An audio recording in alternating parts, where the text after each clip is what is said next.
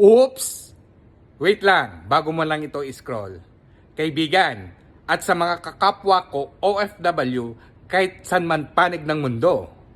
Salamat kung ikaw ay nakikinig nitong aking sasabihin. At hindi lang yon, congratulations! Big shoutout muna sa mga kakapwa ko OFW kahit saan man sa sulok ng mundo. Mega loud shoutout po sa inyo. At para sa atin itong aking ginagawang content. Good morning mga katalapya. Kumusta na po kayo? Kumusta na ang iyong kalagayan ninyo dyan? At sana ay nasa mabuti kayong kondisyon habang kayo ay nanonood nitong aking content. Okay, for this video, itong gagawin yung content ay gusto ko lang i-share sa inyo guys, lalo na yung mga kakapwa OFW ko kahit saan man sulok ng mundo. Gusto ko lang talaga i-share sa inyo guys kung paano ako mag-ipon para kapag ako ay uuwi ng Pilipinas ay hindi na ako masyadong mahihirapan at hindi ko na ito alalahanin pa kung may ipon ba ako o kung wala. Kung sino man ang makakapanood at makakapansin at makikinig nitong aking ginawang content, especially sa mga OFW na katulad ko, well, ito ay para sa atin. Huwag mo to sasabihin na wala kang ipon, hindi mo kaya mag-ipon, hindi ganon ano. Kayang-kaya mo yan. Basta't meron kang diskarte sa sarili mo kung paano mo to sisimulan. Gusto ko lang naman ito ibahagi ko sa inyo. Yung para sa akin lang ano. At ikaw nang bahala kung ito ay angkop sa iyo. At ikaw na lang bahalang mag-adjust kung ano man ang iyong narinig o kung ano man ang naibahagi ko sa iyo. Pag ako ay malapit na magsahod, iniisip ko na kaagad kung saan mapupunta yung aking sasahurin ko nitong buwan. Makikita mo na kaagad kung saan napunta at naipadala ang iyong sinahod. Itong topic na to guys ay base lang ito yung para sa akin lang ano. Sa tuwing ay malapit na kaming magsahod, ang diskarte ko dito ay talagang nililista ko na kung saan pupunta yung aking sinahod ano. Ilang taon ang iyong kontrata? Kasi karamihan dito may 1 taon at 2 taon. Madalang na lang yung 6 na buwan ang kontrata nila dito. Yung ako ay 2 taon ang aking kontrata dito sa aking kumpanya. Pag sinabi mong 2 taon ang iyong kontrata, panigurado ko ikaw ay makakaipon. Kung 1 taon lang yan, nako, may halong mex pa. Yun na nga, kapag ito ay nakita mo na ang iyong sinahod, doon na papasok kung paano mo ito i-divide. Diba? So sulat mo lang ng ganyan. Yung 30 or 40% ng aking sinuweldo ay itatabi ko na yun para wala na akong iisipin sa aking pag-iipon. Para hindi ako ma-distract sa aking pag-iipon, hindi ko yun iniisip na ipon ko.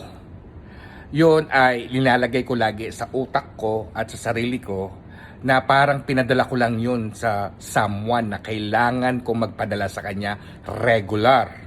At yung parang iisipin ko rin din na parang kinoconsidered ko na rin na may binabayaran akong bills every month. Guys, mahalaga dito yung mindset mo. Dapat iset up mo rin yun sa sarili mo para magawa mo yung mga dapat na planuhin mo para sa sarili mo. Nakapagtabi ako ng 30 or 40% ng aking sinuweldo.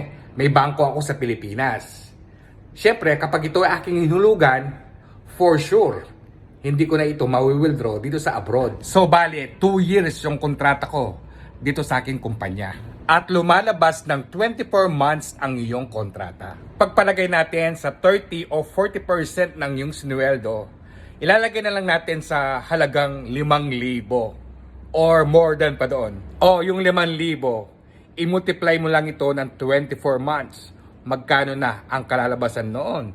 O di ba malaki rin yung naitabi mong pera na hindi mo yun iniisip na ipon mo.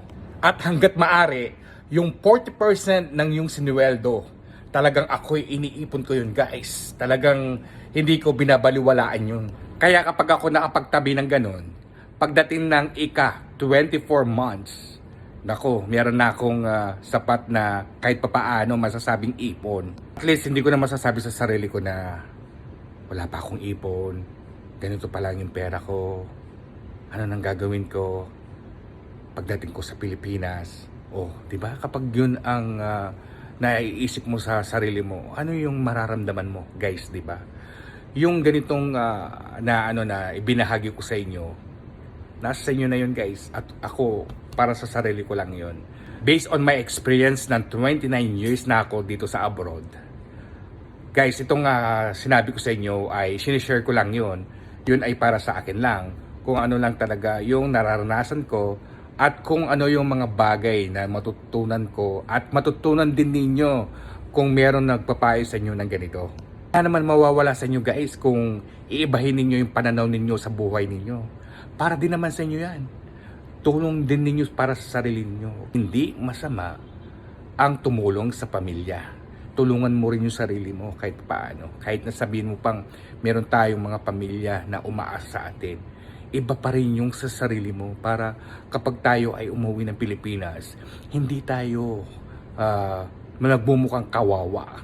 Ano? Yung pinaglalaanan mo nga sila, tapos ikaw wala. Ano na lang yung mararamdaman mo?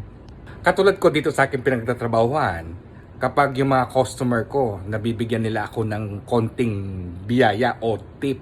Kapag nagusto nila yung aking ginawa na order na para sa kanila, yun, paglalaanan nila ako na pagbigyan ng tip. So yung mga tip na binibigay sa akin, pinag-iipunan ko yun, guys. Kapag ito ay aking naipon, ilalaan ko dun sa bagay na gusto kong bilhin para hindi masayang yung mga tip na natatanggap ko sa mga customer ko.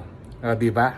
Hindi ako naniniwala na hindi mo ito makakaya ang makapag-ipon at makatabi man lang para sa sarili mo. Kaya mo yun.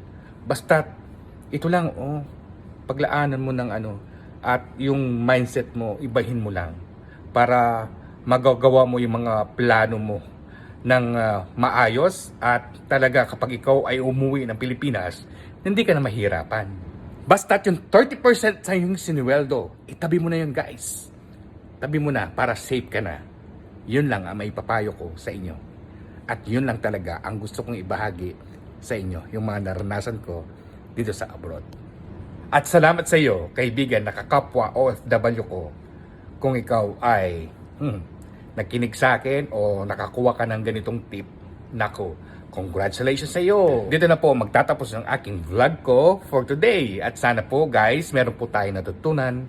Kahit ganito lang ako mag-explain, At natutuwa na ako at masaya na ako. At sana po nagustuhan ninyo ang ginawa kong content.